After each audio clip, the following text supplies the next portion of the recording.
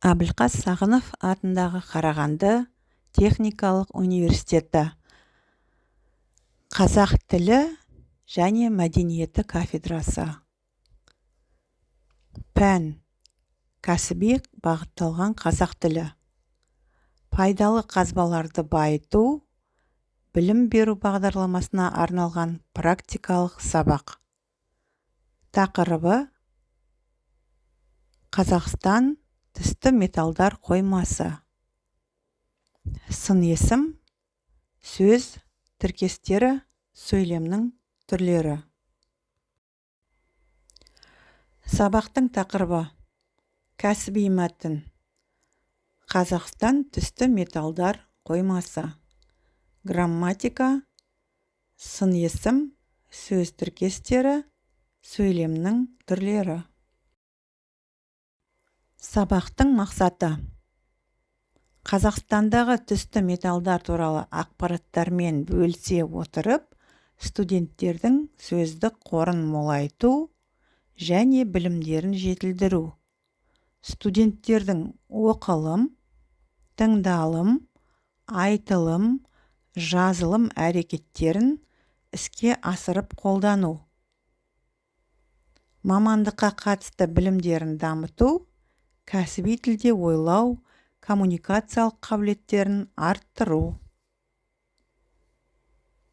Әр адамның туған жері мен туған өлкесіне деген сағынышы мен құрметін бағалай білуге, елін, жерін сүюге және табиғатты аялауға, қорғауға тәрбиелей отырып, адамгершілік қасиетін арттыру.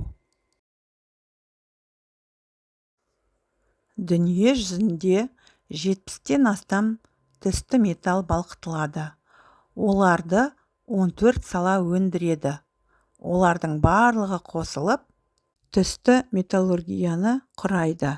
Түсті металдардың көп бөлігі аз уақыттан бері ғана пайдаланыла бастады. Ғылыми-техникалық революцияның нәтижесінде кеңінен қолданысқа түсті. Реактивті ұшақтар, ғарыш кемелерін, атом реакторларын жасау үшін ерекше қасиеттері бар. Мүлдем жаңа конструкциялық материалдар қажет. Ондай қасиеттер тек түсті металдарда ғана бар. Бұл түсті біртектілерде өндірістің сан алуан қажеттіліктеріне жарайтын металдар бар. Қорғасын, никель және қалайы жемірілмейді. Титан ыстыққа төзімді келеді. Ал күміс, мыс және алюминий жоғары электр өткізгіштігімен ерекшеленеді. Сондықтан олардың қолданылу аясы өте ауқымды. Медициналық аспаптар мен материалдардан бастап, күрделі электроника мен ядролық техника осы металдардан жасалады. Және әр металл өз кәсібін тапқан. Мысалы, алюминий қанатты металл болса, қалайы консерві құтыларының металы болып саналады. Келесі сұрақтарға жауап беріңіз. Бірінші сұрақ: сіз қайда тұрасыз? Туған жеріңіз қалай аталады? Екінші сұрақ: Қазақстан қандай мемлекет? Үшінші сұрақ: Қазақстанның жері қандай? Төртінші сұрақ: түсті металл туралы не білесіздер? Бесінші сұрақ: түсті металл өндіретін кен орындарын білесіз бе? Кестеге назар аударыңыздар. Түсті металдар ауыр, жеңіл, қымбат, баяу балқитын, сирек кездесетін болып бөлінеді. Ауырға мыс, қалайы, қорғасын, мырыш, никель жатады. Жеңіліне алюминий, магний, титан жатады. Қымбат металға алтын, күміс, платина жатады. Баяу балқитын металдар вольфрам, молибден. Сирек кездесетін металдар уран, германий, тантал, галлий, ванадий.